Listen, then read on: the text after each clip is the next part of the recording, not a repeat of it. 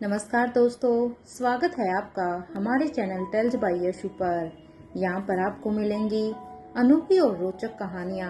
अगर आपको हमारी कहानियाँ पसंद आती हैं तो कृपया करके हमारी वीडियो को लाइक करें, इसको अपने दोस्तों के साथ शेयर करें और अगर आप इस चैनल पर नए हैं तो कृपया करके सब्सक्राइब करें। आपका हमारे चैनल पर विजिट करने के लिए बहुत बहुत धन्यवाद। चलिए आज की कहानी का सफर शुरू करते हैं। पिछले एपिसोड में हम सब ने सुना था कि यहाँ पर इस औरत जो कि अभी अपने आप को खत्म करने वाली थी, क्योंकि उसे पता था कि अगर यहाँ पर उसका खून एयर कांटेक्ट में आया तो यहाँ पर पूरा का पूरा पेरिस ही तबाह हो जाएगा। लेकिन इससे पहले वो अपने आप को शूट कर पाती कि तभी रोहित ने उससे बचा लिया था और अब वो उस औरत को वहां से ले जाकर एक बड़े से वाटर टैंक में डुबाकर अब उसे ऊपर से बंद कर देता है। तो वहीं दूसरी तरफ स्वाति के किला में अब तक यहाँ पर स्वाति के पैलेस में अब कैलाश अधिकारी के दोनों आदमी अब तक आलिशा और महेंद्र को वहां पर लेकर आ जाते हैं और साथ के साथ वो कहते हैं कि अंजलि मल्होत्रा को भी यहाँ से जाना होगा क्योंकि राजमहल से आदेश आया है। इस बात पर अब आकाश कहते हैं ओके ठीक है, आप यहाँ पर अंदर आइए, मैं तब तक उन्हें इन्फॉर्म कर देता हूँ। तब तक आप दोनों आलिशा और महेंद्र अंकल को यहाँ पर शिफ्ट करवा दीजिए। इस बात पर अब अविनाश कहते हैं ओके सर, और इधर आकाश से परमिशन मिलने के बाद वो दोनों अब यहाँ पर आलिशा और महेंद्र को अंदर लेकर चले जाते हैं। हालांकि जब वो दोनों यहाँ पर आलिशा को लेकर आए थे तो आकाश ने जब आलिशा को यहाँ पर बेहोशी की हालत में देखा तो एक पल के लिए उसे आलिशा की चिंता हुई, लेकिन अविनाश के कहने के बाद अब उसे उसकी बात पर भरोसा था। तो वहीं इधर अपने रूम में अंजलि मामी इधर अपनी ही सोच में थी कि तभी उनके रूम का दरवाजा अब नोक होने लगता है। दरवाजे के नोक की आवाज को सुनते ही अब अंजलि मामी दरवाजे के पास जाकर अब दरवाजे को खोल देती है। अंजलि मामी ने जैसे ही दरवाजा खोला तो सामने आकाश खड़ा था। आकाश को देखकर अब अंजलि मामी कहती है क्या तुम्हारे पापा का कोई भी फोन आया आकाश? मेरा मतलब है आलिशा ठीक तो है ना? देखो मुझे आलिशा की बहुत ही चिंता हो रही है। वो जिस तरह से यहाँ से गई थी, पता नहीं क्यों मेरा मन बहुत ही घबरा रहा है। अंजलि मामी की इस बात को सुनकर अब यहाँ पर आकाश कहता है हाँ माँ, आप बेवजह ही चिंता कर रही हैं। वो ठीक है और खतरे से बाहर है, लेकिन माँ मैं आपको कुछ कहने के लिए आया हूँ। आकाश की इस बात को सुनकर अब यहाँ पर अंजलि मामी कहती है हाँ तो बेझिझक कहो ना आकाश, क्या कहना चाहते हो? अगर आलिशा ठीक है तो तुम इस तरह से हिचकिचा क्यों रहे हो? बताओ क्या बात है? अब उसकी ये बात सुनने के बाद अब यहाँ पर आकाश कहता है वो माँ, आपको अब यहाँ से इंडिया के लिए निकलना होगा। अब आकाश की ये बात सुनकर अब अंजलि मामी कहती है फिर से वही बात। देखो आकाश, मैंने पहले भी कहा है जब तक यहाँ पर सब ठीक नहीं हो जाता मैं आलिशा को छोड़कर नहीं जा सकती। अब अंजलि मामी की इस बात को सुनकर अब आकाश कहता है मुझे अच्छी तरह से पता है कि आप क्या चाहती हैं, लेकिन मैं इसमें कुछ भी नहीं कर सकता। इवन मुझे आपके यहाँ रहने से भी कोई भी ऑब्जेक्शन नहीं है, लेकिन मैं कुछ नहीं कर सकता क्योंकि इस बार ये ऑर्डर राजमहल से आया है और राजमहल से आया हुआ ऑर्डर आपको फॉलो करना होगा। आकाश की इस बात पर अब अंजलि मामी कहती है लेकिन क्या ये आलिशा ने ये ऑर्डर दिया है? क्योंकि अगर ये आदेश राजमहल से आया है तो क्या आलिशा ने ही ये सब तय किया है? इस बात पर अब आकाश कहता है ये आदेश रानी के बिहाफ में दिया गया है। किसने दिया है ये बात तो शायद मुझे भी पता नहीं है, लेकिन हाँ इतना मैं कह सकता हूँ कि ये आलिशा ने ये आदेश नहीं दिया है। और हाँ, रीजन यही है कि आपकी फैमिली को आपकी ज़रूरत है, इसलिए आपको अभी यहाँ से जाकर सबसे पहले अपनी फैमिली को संभालना चाहिए। और एक रानी हमेशा ऐसे ही डिसीजन लेती है जिससे कि प्रजा का भला हो, क्योंकि रानी हमेशा अपने बारे में ही तो नहीं सोच सकती ना। रानी को अच्छी तरह से पता होता है कि उसकी प्रजा को क्या चाहिए, क्या करना चाहिए। वो खुद के लिए तो ऐसा खुद बिल्कुल भी इंडिविजुअली नहीं सोचती है जिसमें उसका अपना ही पर्सनल मोटिव हो। इसलिए मेरे ख्याल से जो आपके लिए ये आदेश लिया गया है वो पूर्ण रूप से ठीक है। इसलिए आपको अभी के अभी दिल्ली के लिए निकलना होगा। और माँ, प्लीज़ प्लीज़ इस पर आप मना मत करना। और ये कहते हुए ही आकाश अब अंजलि मल्होत्रा के दोनों ही हाथों को पकड़ता है और कहता है ये सही डिसीजन है माँ। मुझे पता है कि आपको ये सुनकर अच्छा नहीं लग रहा होगा। मुझे पता है आप अभी आलिशा को यहाँ पर छोड़कर नहीं जाना चाहती हैं। और वैसे भी एक बात तो देखो, पापा ने आपको अपने साथ इसलिए रखा था क्योंकि उस वक्त आपकी जान को दादाजी से खतरा था। 6 महीने पहले जो लंदन में आपके साथ हुआ था उसे वो पूरी तरह से डर गए थे। इसलिए वो नहीं चाहते थे कि आपकी जान को किसी तरह का खतरा हो, इसलिए आपको यहाँ पर लाया गया था। लेकिन माँ अब सब कुछ ठीक है।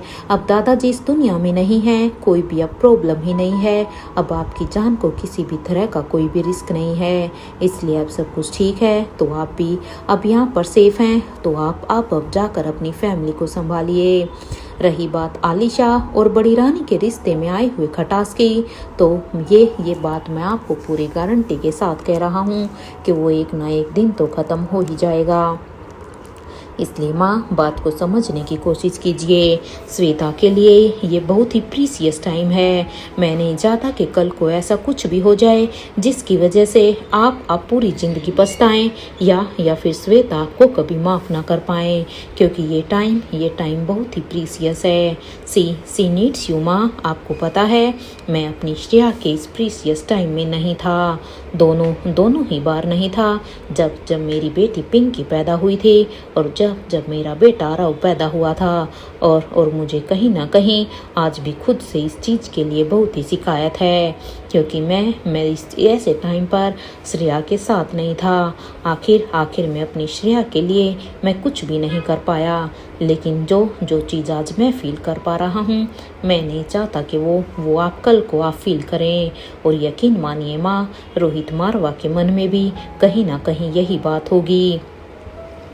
माँ श्रेया और अनिका को अपने उस प्रीसियस टाइम में अपनी माँ की ज़रूरत होगी। लेकिन अब इतना कहते हुए ही आकाश खामोश हो जाता है, क्योंकि वो यहाँ पर श्रेया और अनिका का एग्जाम्पल इसलिए देता है क्योंकि जब अनिका की प्रेगनेंसी थी तो उस समय अनिका के पास ना तो उसकी माँ थी ना उसका पति था।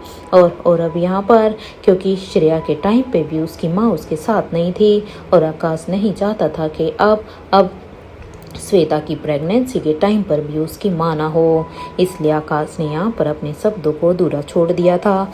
और वो भी यहाँ पर कुछ देर खामोश होने के बाद कहता है, माँ श्वेता मेरी बहन है। अपने इस प्रीसियस डे में उसे आपकी सबसे ज़्यादा ज़रूरत है। वैसे मैं मानता हूँ कि लक्ष्य जी हमेशा से ही उनके साथ हैं, और मैं अच्छी तरह से ये भी जानता हूँ कि वो उनका ख्याल भी अच्छे से रख रहे होंगे। मैं चाहता हूँ कि उसे अपनी माँ का भी उतना ही साथ मिले जितना उसे लक्ष्य जी का मिल रहा है। Please try to understand. आप समझ रही हैं ना माँ मैं क्या कहना चाहता हूँ। देखो जितना हो सकता था मैंने आपको उतना खोलकर अपने मन की बात कही है, लेकिन अब चॉइस इज योर्स। अब आकाश की इस बात पर अब अंजलि मामी आकाश के गालों पर अब अपने दोनों ही हाथों को रखते हुए ही कहती है, क्या बात है आकाश, आज मेरे बच्चे तो मुझसे भी ज़्यादा समझदार हो गए हैं। सच में मेरे बच्चे अब बच्चे नहीं रहे। माँ जाएगी आकाश, और मैं तुम्हारी हर बात को मानूंगी, लेकिन तुम्हें भी मेरी बात को मानना पड़ेगा। मुझसे वादा करो आकाश कि जब तक आलिशा और बड़ी रानी के बीच में सब कुछ ठीक ना हो जाए तब तक तुम अपनी बहन को छोड़कर वापस इंडिया नहीं आओगे। वादा करो आकाश कि तुम अपनी बहन को बिल्कुल भी अकेला नहीं छोड़ोगे। अगर तुम मुझसे ये वादा करते हो तो फिर मैं इंडिया जाने के लिए पूरी तरह से तैयार हूँ। मुझे किसी भी तरह का कोई भी ऑब्जेक्शन नहीं होगा। अंजलि मामी की इस बात पर अब आकाश उनके हाथ पर अपना हाथ रखते हुए कहते हैं, ठीक है माँ, मैं वादा करता हूँ, और जैसे ही सब कुछ ठीक होगा मैं खुद मल्होत्रा हाउस में आकर सब कुछ बता दूंगा। ये सुनते ही अंजलि मामी अब आकाश को एक हक करते हुए ही कहती है, अपना और अपनी बहन आलिशा का ख्याल रखना आकाश, क्योंकि अब मैं सब कुछ तुम्हारे हाथों छोड़ती हूँ। इस बात पर अब आकाश कहता है, माँ आप चिंता मत कीजिए, मैं सब कुछ संभाल लूँगा। और वैसे भी पापा तो यहाँ पर हैं ही ना, इसलिए आप अभी रेडी हो जाइए। इस बात पर अब अंजलि मामी कहती है, ठीक है आकाश, वैसे मैं जाने से पहले एक बार आलिशा को देखना चाहती हूँ। क्या मैं आलिशा को देख सकती हूँ? इस बात पर आकाश ने कहा, आप अपना पूरा टाइम उसके साथ स्पेंड करने के बाद ही यहाँ से जाइएगा, क्योंकि ये आपको पूछने की ज़रूरत नहीं है, क्योंकि आलिशा कहीं और ही नहीं, आलिशा यहीं इसी पैलेस में है। ये सुनते ही अंजलि मामी कहती है, क्या आलिशा यहाँ पर है? तो भी यहाँ पर आकाश कहता है, हाँ अभी आलिशा को यहाँ पर कुछ लोग लेकर आए हैं। और ये कहते हुए ही आकाश अब वहाँ से चला जाता है। तो इधर दूसरी तरफ इंडिया में, दिल्ली में, इधर मल्होत्रा हाउस में बेहोश भाग्यश्री की अब जब धीरे धीरे आंखें खुली तो अब उसे एहसास होता है कि किशन मामा ने उनके हाथ को पकड़ा हुआ था। उनके चेहरे पर परेशानी साफ साफ दिखाई दे रही थी और उनके पीछे खड़ी थी यहाँ पर श्वेता और क्रिश ये दोनों भी बस पूरी तरह से परेशान होकर यहाँ पर भाग्यश्री को ही देख रहे थे। इधर उन्हें इस तरह से परेशान देखकर अब भाग्यश्री उठकर बैठने की कोशिश करती है, तो वहीं अब किशन मामा अब उन्हें डांटते हुए ही कहते हैं, अंजलि अब चुपचाप एक अच्छे बच्चे की तरह लेटे रहो, तुम्हें कोई ज़रूरत नहीं है इस तरह से उठने की। और सबसे पहले मुझे ये बताओ कि तुम्हारा पाँव कैसे जला? यहाँ पर किशन मामा के साथ देते हुए ही अब प्रीति, जो कि भाग्यश्री के पाँव पर यहाँ पर बैंडेज लगा रही थी, वो अब कहती है, आंटी अभी आपको बेड रेस्ट की ज़रूरत है, you need to take rest. मैं आपको भी पेन किलर का इंजेक्शन लगा देती हूँ जिससे आपको आराम मिलेगा। प्रीति की ये बात सुनते ही भाग्यश्री ने कहा, नहीं बेटा, उसकी ज़रूरत नहीं है, देखो मैं पूरी तरह से ठीक हूँ। इस बात पर प्रीति कहती है, हाँ आंटी, मुझे पता है, सारी मम्मी लोगों को यही लगता है कि वो सुपर वुमेन होती हैं, उनको कहाँ चोट लगती है। अरे बड़ी बड़ी चोट भी उन्हें छोटी नजर आती हैं, इसलिए आप भी सिर्फ वही कर रही हैं। प्रीति की इस बात पर भाग्यश्री ने कहा, बात सुपर वुमेन की नहीं है प्रीति, मैं सही कह रही हूँ, मैं ठीक हूँ। ये कहते हुए ही भाग्यश्री भी यहाँ पर किशन मल्होत्रा की तरफ देखती है और अब वो किशन से कहती है, किशन, मुझे आपसे अकेले में कुछ बात करनी है। अब अंजलि की इस बात पर किशन मामा कहते हैं, हाँ तो बोलो ना। यहाँ पर उन्होंने ये कहा ही था कि तभी भाग्यश्री की नज़र अब सभी के ऊपर ही जाती है, जो कि अब उन सब की आगे की बात को जानना चाहते थे।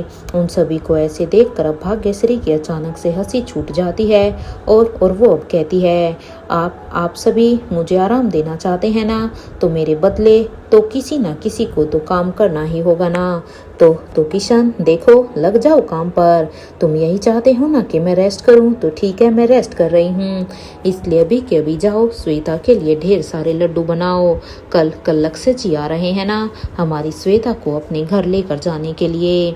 अब अंजलि की इस बात पर अब क्रिस कहते हैं, वाओ, फाइनली ये जाएगी। अरे मुझे तो सच में यकीन ही नहीं हो रहा कि ये कल जा रही है, और अब मुझे चैन की नींद आएगी, क्योंकि जब से ये यहाँ पर आई है ना, इसके लिए अब ये लाओ, अब ये बनाओ, अभी वो दो, यही सब चल रहा है। मैं तो सच में परेशान हो चुका हूँ। क्रिस की ये बात सुनते ही सभी अब यहाँ पर जोर जोर से हंसने लगते हैं। इधर कुछ ही देर के बाद अब सभी वहाँ से जाने लगते हैं, तो वहीं किशन माँ बाप अंजलि मामी से कहते हैं, देखो अंजलि, किसी भी चीज़ की ज़रूरत हो तो तुम मुझे आवाज़ दे देना, मैं आ जाऊँगा।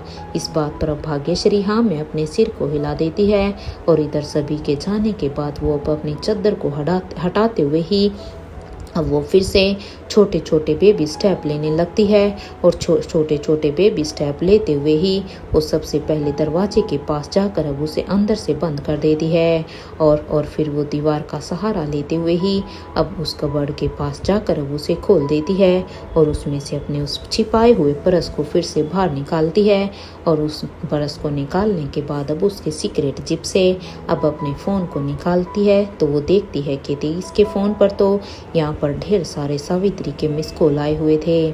उसे देखकर अब भाग्यश्री ने कहा, लगता है सावित्री ने अपना काम कर दिया है, ये तो बहुत ही अच्छा हुआ।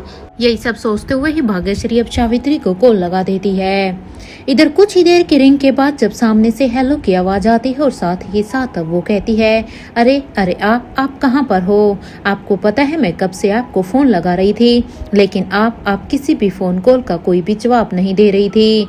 अब इस बात का जवाब देते हुए अब भाग्यश्री कहती है, अरे यार सावित्री, पहले तुम शांत तो हो जाओ और मेरी बात को तो सुनो। वैसे पहले ये बताओ कि तुमने अपना काम पूरा कर लिया है या नहीं? क्या तुम अपने काम को करने में सक्सेसफुल हुई? इस बात पर अब भाग्यश्री को सामने से आवाज आती है, हमें उसके लिए मिलना होगा भाग्यश्री। आपको याद है ना हम यहाँ पर क्यों आए थे? हमारा यहाँ पर आने का एक मकसद था। इस बात पर अब भाग्यश्री ने कहा, हाँ मुझे पूरी तरह से पता है कि हम यहाँ पर क्यों आए हैं। मैं बिल्कुल भी नहीं भूली हूँ, इसलिए तुम चिंता मत करो। मैं बहुत ही जल्द तुमसे मिलूंगी।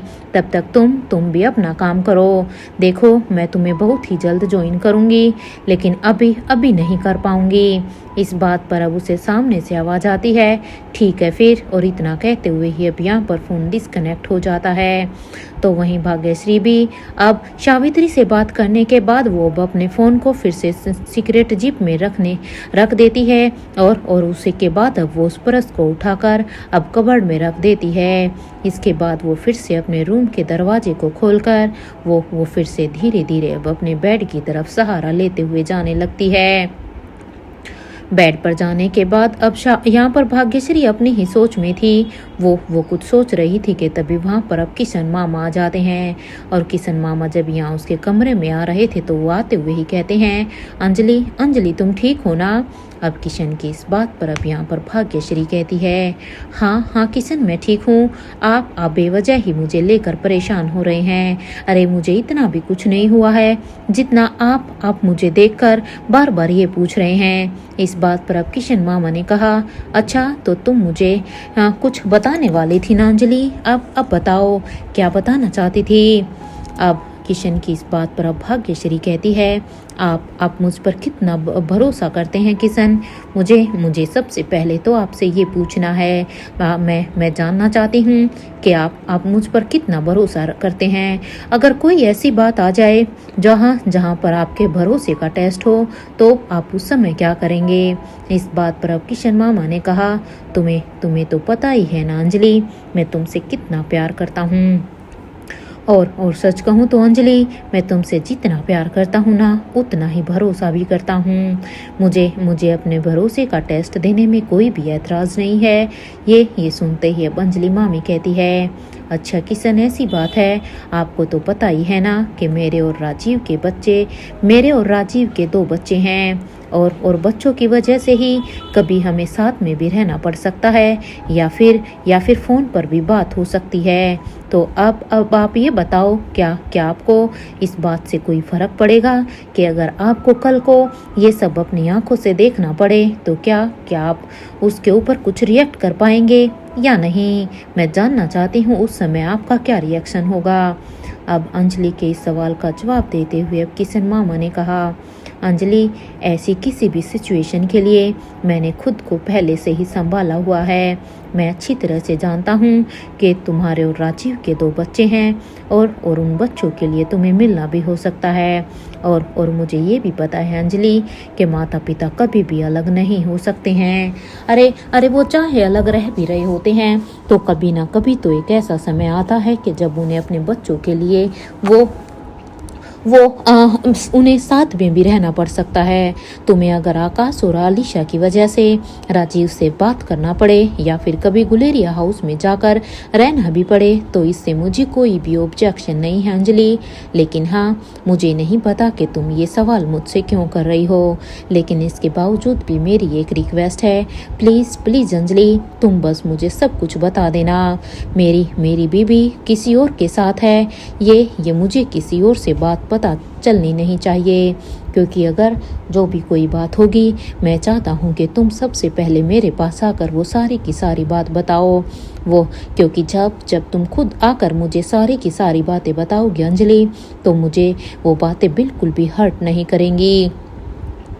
लेकिन अगर मुझे किसी बाहर से या किसी दूसरे पर्सन से बातें पता चलेंगी और वो भी उनके तौर और तरीके से, तो उससे मैं हर्ट हो सकता हूँ। इसलिए नहीं कि तुम राजीव के साथ रही, बल्कि मुझे इसलिए हर्ट होगा क्योंकि मेरी अंजलि ने मुझ पर भरोसा नहीं किया।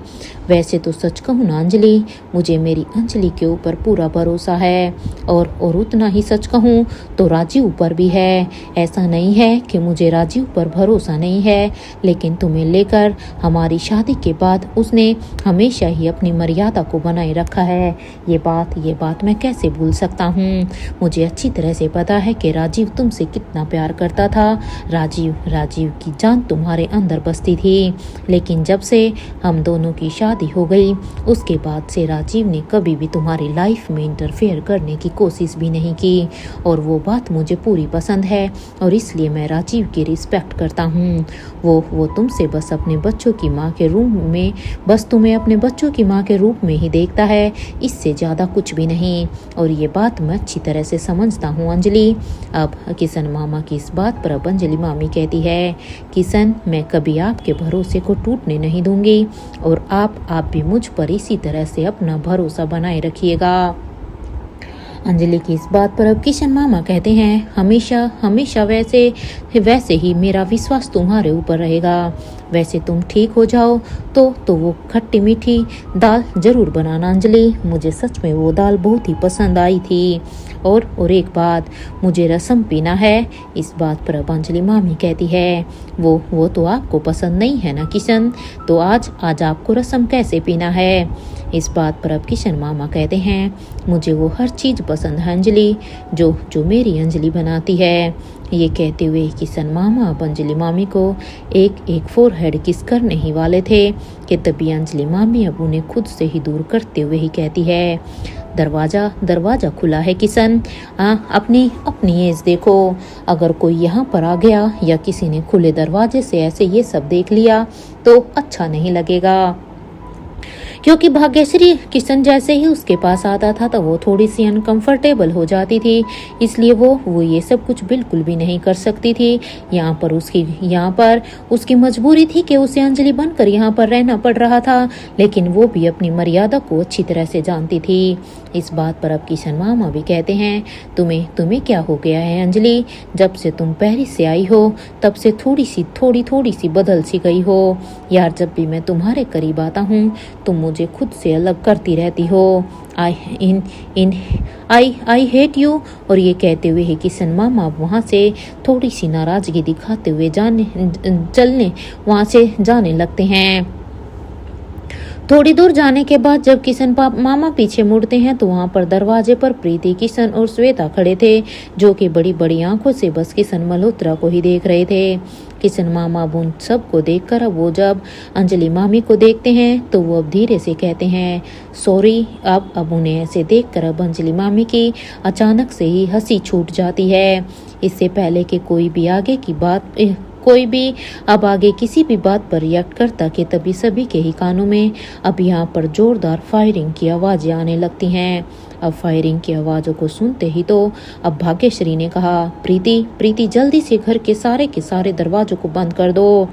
अब अंजलि की इस बात पर अब प्रीति बिना वक्त गवाए ही जल्दी से भागकर सबसे पहले एंट्रेंस के दरवाजे को बंद करने के लिए प्रीति वहां से जल्दी से दौड़कर चली जाती है। तो वहीं अब भाग्यश्री ने भी यहाँ पर अब कहा, श्वेता जल्दी से दादी माँ के साथ उनके कमरे में जाइए। आप यहाँ पर ठीक नहीं है, चाहे कुछ भी हो जाए दरवाजा बिल्कुल भी नहीं खुलेगा और ना ही आप डर के मारे यहाँ पर बाहर आएंगी, क्योंकि ये आपकी और आपके बच्चे की सिक्योरिटी के लिए हैं। इसलिए चाहे सिचुएशन बाहर कैसी ही क्यों ना हो, आप वहाँ से बिल्कुल भी बाहर नहीं आएंगी। Are you getting my point. अब अंजलि मल्होत्रा की इस बात पर श्वेता ने कहा, लेकिन माँ।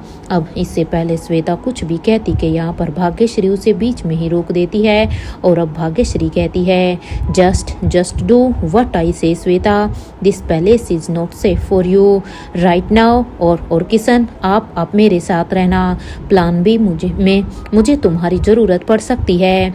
आप सभी बस खुद को प्रोटेक्ट कीजिए और प्लीज़ मेरी बात को ध्यान से सुनिए। अब यहाँ पर अंजलि उसका अब ये एक अलग सा ही एक रूप बन गया था। इधर अंजलि का इस तरह से बिहेवियर देखकर अब क्रिस कहता है, माना कि माँ यहाँ पर टेंशन का माहौल है, लेकिन माँ के इतने मूड स्विंग क्यों हो रहे हैं? अरे प्रेग्नेंट तो सवेता है ये, लेकिन माँ मुझे तो यहाँ पर माँ के ही अलग अलग रूप देखने को मिल रहे हैं। अब ये सुनते ही अब किशन मामा ने कहा, टाइम तो देखो क्रिश, किसी भी टाइम कुछ भी कहना शुरू कर देते हैं, क्योंकि अंजलि जो कुछ कह रही है वो सही कह रही है। क्योंकि क्रिश ने यहाँ पर ये सब बातें इसलिए कही थी क्योंकि अंजलि मल्होत्रा को तो इन सब चीज़ों से, लड़ाई झगड़ों से डर लगता था।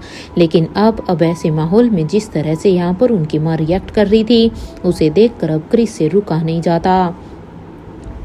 और अब यहाँ पर साथ में अब किशन मामा क्रिस से कहते हैं, सिचुएशन तुम्हारी माँ ने जो भी कुछ कहा है, इसलिए उसी के अनुसार ही अपना काम करो, क्योंकि सिचुएशन अभी बिल्कुल भी ठीक नहीं है। जैसे अंजलि कह रही है हमें बिल्कुल वैसा ही करना होगा, क्योंकि हम सबको एक अब अपने आप को प्रोटेक्ट करना होगा। अब चलो यहाँ से। अब तक प्रीति ने भी यहाँ पर सब कुछ अच्छी तरह से बंद कर दिया था, यहाँ तक कि वो टेरेस के दरवाजे को भी अच्छी तरह से बंद कर देती है। और साथ ही साथ वो यही सोचती है, कौन है ये लोग जिन्होंने मल्होत्रा हाउस पर अटैक किया हुआ है। जहां एक तरफ मल्होत्रा हाउस के लोगों के ऊपर अब खतरा मंडरा रहा था, क्योंकि अब यहाँ पर अटैक हो चुका था, तो वहीं दूसरी तरफ स्वाति मल्होत्रा भी अब तक वाराणसी में पहुंच जाती है। स्वाति अब यहाँ पर रामनगर के फोर्ट के बाहर खड़ी थी। स्वाति का चेहरा यहाँ पर पूरी तरह से ढका हुआ था, उसकी बस आंखें ही आंखें दिखाई दे रही थी। इधर स्वाति अब अपने कदमों को उस फोर्ट की तरफ बढ़ाते हुए ही वो बंदर की तरफ जाने लगती है। कुछ देर के बाद स्वाति जैसे ही अंदर जाने ही वाली थी कि तभी उसे एहसास होता है कि कोई उसके पीछे आ रहा है। इसलिए किसी के का पीछा करने का संदेह होते ही वो यहाँ पर अचानक से एक झटके से ही पीछे मुड़कर देखती है, तो उसके सामने एक शख्स खड़ा था जिसने अपने चेहरे को शॉल से ढका हुआ था। उस शख्स की भी सिर्फ और सिर्फ स्वाति की तरह आंखें ही दिखाई दे रही थी। वो भी यहाँ पर स्वाति को घूर घूर कर देख रहा था, तो वहीं स्वाति भी बस इस इंसान को ऊपर से नीचे की तरफ पूरी तरह से देख रही थी कि तभी उसके कानों में आवाज आती है, कौन हो तुम? यहाँ पर क्या कर रही हो? किसने भेजा है तुम्हें यहाँ पर? ये एक रूबीली आवाज़ थी। इस बात पर अब स्वाति मल्होत्रा कुछ देर तक तो सोचने लग जाती है, और कुछ देर सोचने के बाद अब वो कहती है, कौन है आप और यहाँ पर क्या कर रहे हैं आप? ये सवाल तो मैं भी आपसे कर सकती हूँ। स्वाति की इस जवाबदेही पर अब वो शख्स कहता है, मैं यहाँ पर कुछ भी करूँ, इससे तुम्हें क्या लेना देना है? इस बात पर अब स्वाति ने कहा, एग्जैक्टली सेम यही लाइन, मैं भी यही कह रही हूँ कि मैं यहाँ पर क्या कर रही हूँ, इससे आपको क्या लेना देना है? आप जाइए यहाँ से और अपने काम से काम रखो। और ये कहते हुए ही स्वाति मल्होत्रा जैसे ही आगे बढ़ने ही वाली थी कि तभी उस शख्स ने अपने हाथ में लिए हुए खंजर को एक खंजर को लेते हुए वो स्वाति के पीठ के ऊपर वार करने ही वाला था कि तभी यहाँ पर स्वाति स्पीड के साथ एकदम से ही पीछे मुड़ जाती है, और वो भी यहाँ पर उस शख्स के हाथ को पकड़ लेती है। और अब उस शख्स के हाथ को पकड़ते हुए ही कहते हैं, कौन है आप जो मुझे अपना दुश्मन समझ रहे हैं? स्वाति की इस बात पर उस शख्स ने कहा, तुम तो दुश्मन ही हो, इसमें कोई भी दो राय नहीं है। तुम्हें उस औरत ने ही भेजा है ना? आज मैं तुम्हें जिंदा नहीं छोड़ूंगा। तुमने मुझे कमजोर समझ कर रखा है। ये कहते हुए ही वो अपने दूसरे हाथ से अब स्वाति के गले को पकड़ लेते हैं। इधर यहाँ पर उसने स्वाति को गले को बड़ी ही जोर से पकड़ा हुआ था। इधर स्वाति भी अब अपने गले को उस शख्स के हाथ से छुड़वाने की कोशिश करती है, तो वहीं वो आदमी कहता है, सच बताओ, उस औरत ने ही तुम्हें भेजा है ना? आज मैं तुम्हें जिंदा नहीं छोड़ूंगा, तुम्हारी मौत तो आज होकर ही रहेगी। इधर स्वाति अब अपने एक हाथ के वार से अब जल्दी से उस शख्स के गले पर अब अपना वार कर देती है। जैसे ही शख्स के ऊपर स्वाति वार करती है, तो वो शख्स अब यहाँ पर सीधा ही नीचे गिर जाता है, और स्वाति का गला उसके हाथ से छूट जाता है। तो वहीं स्वाति मल्होत्रा भी अब अपने आप को संभालने की कोशिश करती है और साथ के साथ वो सोचती है कौन कौन है ये इंसान, और क्या ये इस फोर्ट को प्रोटेक्ट करने के लिए यहाँ पर आया था या फिर ये मुझे मारने के लिए यहाँ पर आया था। अब मैं क्या समझूं इस इंसान को देखकर। अब तो मेरे लिए ये जानना और भी जरूरी हो गया है कि आखिर कौन है वसुंधरा रावत और उनकी सच्चाई क्या है, क्योंकि सारी की सारी सिचुएशन को देखते हुए ही अब मेरे लिए वसुंधरा रावत तक पहुंचना और भी जरूरी हो गया है। क्योंकि जब तक मैं उस वसुंधरा रावत तक नहीं पहुंच जाऊंगी तब तक शायद मेरे सवालों के जवाब मुझे पूरी तरह से नहीं मिल पाएंगे और शायद इस लड़ाई को पूरा करने के लिए, जीतने के लिए हमें उस तक पहुंचना भी जरूरी है। मैं यहाँ तक आई हूँ तो अब मुझे सच तक पहुंचने से कोई भी नहीं रोक सकता है, ये शख्स भी नहीं, चाहे फिर वो कोई दोस्त हो या दुश्मन। अब मैं यहाँ से बिना सच्चाई जाने तो वापस नहीं जाने वाली।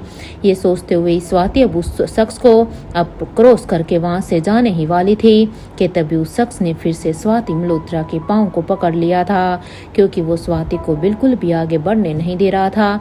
जैसे उस शख्स ने स्वाति के पैर को पकड़ा तो स्वाति वहीं पर ही गिर जाती है और स्वाति अब बार बार अपने पाँव को उस शख्स से छुड़वाने की कोशिश कर रही थी। लेकिन ये शख्स यहाँ पर किसी भी हालत में स्वाति को भी यहाँ पर इस फोर्ट के अंदर जाने नहीं दे रहा था। ये सब कुछ यहाँ पर स्वाति का गरुड़ भी देख रहा था, क्योंकि स्वाति का गरुड़ एक पेड़ पर बैठा हुआ था और वो भी यहाँ पर उस शख्स के चेहरे के पास जाकर बैठ जाता है और बस वो उसे ही देख रहा था। साथ के साथ वो ये भी सोच रहा था कि वो कैसे अपनी मैडम की हेल्प करे, क्योंकि स्वाति मल्होत्रा को इस तरह से परेशान देखकर वो गरुड़ भी अब यहाँ पर झटपटा रहा था कि तभी उस शख्स की नज़र जब उस गरुड़ के ऊपर जाती है तो वो उस गरुड़ के साथ आई कांटेक्ट करने लगता है, मानो कि वो गरुड़ से कह रहा हो कि देखो तुम एक बेजुबान हो और बेगुनाह भी हो, इसलिए मेरे रास्ते में मत आओ, वरना तुम्हारे लिए ये बिल्कुल भी ठीक नहीं होगा। क्योंकि इस शख्स ने जान लिया था कि ये गरुड़ शायद इसे ही स्वाति को ही बचाने के लिए आया है। इसलिए वो कहता है मैं किसी भी बेगुनाह को हानि नहीं पहुंचाता हूँ, तुम्हें बीच में नहीं आना चाहिए, इसलिए अभी जाओ यहाँ से। अब इस शख्स की इस बात पर अब गरुड़ भी आंखों में कहता है मेरी बॉस इनोसेंट है, उन्हें छोड़ दीजिए। अब गरुड़ की इस बात पर उस आदमी ने कहा तुम झूठ बोल रहे हो, वैसे तुम लोग भी हम इंसानों की तरह अपने फायदे के लिए झूठ बोलते हो, ये मुझे अच्छी तरह से पता है। वैसे मैं बता दूं ये सही नहीं है। यहाँ जहाँ एक तरफ स्वाति अपने सभी सवालों के जवाब के लिए वाराणसी में आ चुकी थी, तो वहीं दूसरी तरफ लंदन के पास उस क्रूज शिप के सिक्योरिटी रूम में अब यहाँ पर एक वार्निंग मैसेज आया हुआ था। ये एक वॉइस नोट था। जब सिक्योरिटी टीम के हेड ने अपने हेडफोन को कान में लगाकर जब उस वॉइस नोट को सुना तो उस हेड के चेहरे के एक्सप्रेशन एकदम से ही बदल जाते हैं और वो भी अपने हेडफोन को निकाल कर अब अपनी टीम से कहता है everybody take your position, some wrong is happen, और हमें इस बात की खबर नहीं है। सारे के सारे स्टाफ को डेक नंबर 1 के लिए हॉल में आने के लिए कहिए, अदरवाइज वो आकर हम सभी को मौत के घाट उतार देगी। तुम सभी को पता है ना वो कौन है। अगर वो यहाँ पर आ गई और उन्हें अगर सिक्योरिटी में थोड़ा सा भी कंप्रोमाइज लगाना तो समझ जाओ कि मौत का यहाँ पर एक बहुत बड़ा तांडव होगा और उस तांडव को कोई भी रोकने की क्षमता नहीं रखता है। यहाँ पर उस शख्स ने अभी इतना कहा ही था कि तभी वहीं दूसरी तरफ आसमान से अब एक शख्स सीधा ही यहाँ पर जंप करते हुए ही इस क्रूज के ऊपर आ जाता है। वो चारों तरफ यहाँ पर अपनी नजरों को दौड़ा रहा था कि तभी उसकी आंखों के सामने उसके स्टाफ अब एक दूसरे से बात करते हुए ही जा रहे थे। कहते हुए वो अब अपने रिवॉल्वर को निकालकर उन लोगों की तरफ अपना निशाना बढ़ाते हुए ही अब वो फायरिंग शुरू कर देती है, क्योंकि ये कोई औरत थी। इस फायरिंग की आवाज़ ने तो वहाँ पर सभी के दिल में ही डर पैदा कर दिया था। एक एक करके सभी यहाँ पर अपने अपने रूम से बाहर निकलकर वहाँ पर आने के लिए निकल जाते हैं। तो वहीं दूसरी तरफ यहाँ पर अनिका ने सभी से अपनी नज़रों को बचाते हुए है वो यहाँ पर लैब में आ जाती है। वहाँ पर अब वो सिस्टम पर कुछ टाइप करते हुए ही अब अपने मन में सोचती है, हो ना हो मुझे ज़रूर यहाँ पर कुछ ना कुछ तो ऐसा मिल ही जाएगा। वैसे भूमिका और निखिल तो सेफ होंगे ना, आखिर ऊपर इतनी फायरिंग क्यों हो रही है? कहीं ऐसा तो नहीं है कि वो दोनों फंस चुके हैं। एक बार बस इस सिस्टम के सभी डाटा को चेक कर लूं, उसके बाद ही मैं यहाँ से जाऊंगी, क्योंकि मैं यहाँ तक इतनी मुश्किल से पहुंची हूँ। बिना इसे चेक करे मैं यहाँ से नहीं जा सकती। इसलिए ये सोचते हुए ही अनिका की उंगलियां अब कीबोर्ड पर दौड़ रही थी। अनिका ने अब यहाँ पर अपने फ़ोन को उस लैब के रिकॉर्डिंग में लगा दिया था अपने बैकअप प्लान के लिए। इधर अनिका की नज़र अभी बस सिस्टम पर ही थी। हालांकि उसे यहाँ पर सारी की सारी आवाज़ें सुनाई दे रही थी, लेकिन उसका मेन फोकस अभी यहीं पर ही था और साथ के साथ उसे यहाँ से रिसर्च पेपर भी चाहिए थी। इस बार अनिका ने तय कर लिया था कि इस बार तो वो ह्यूमन एक्सपेरिमेंट को जड़ से मिटा देगी, जिसके लिए ना जाने वो कितने ही सालों से कोशिश कर रहे हैं। उनके लिए उसे कोई भी कीमत चुकानी पड़े, उसके लिए अनिका आज पूरी तरह से तैयार थी। या अनिका अब अपने काम में लगी हुई थी कि तभी उसके कानों में आवाज़ आती है, अनिका गुलेरिया, लगता है कि तुम्हें अब तक मेरे आने की खबर नहीं मिली। चलो कोई बात नहीं, तुम्हारे कानों तक मुझे मेरी आवाज़ को पहुंचाना ही होगा। ये सुनते ही यहाँ पर अनिका के हाथ कीबोर्ड पर अचानक से ही रुक जाते हैं और वो अब अपने मन में कहती है, इसका मतलब कि मेरे हर एक मूव की खबर उन लोगों को थी। कुछ तो करना ही होगा। इस तरह से मैं हार तो नहीं मानूंगी, क्योंकि मैं इतनी जल्दी हार मानने वालों में से बिल्कुल भी नहीं हूँ। भले ही इन लोगों को अब तक मेरे हर एक मुंह का पता था, लेकिन अब मैं इनके ऊपर जीत कर रहूँगी। मैं इस तरह से इन लोगों से नहीं हार सकती।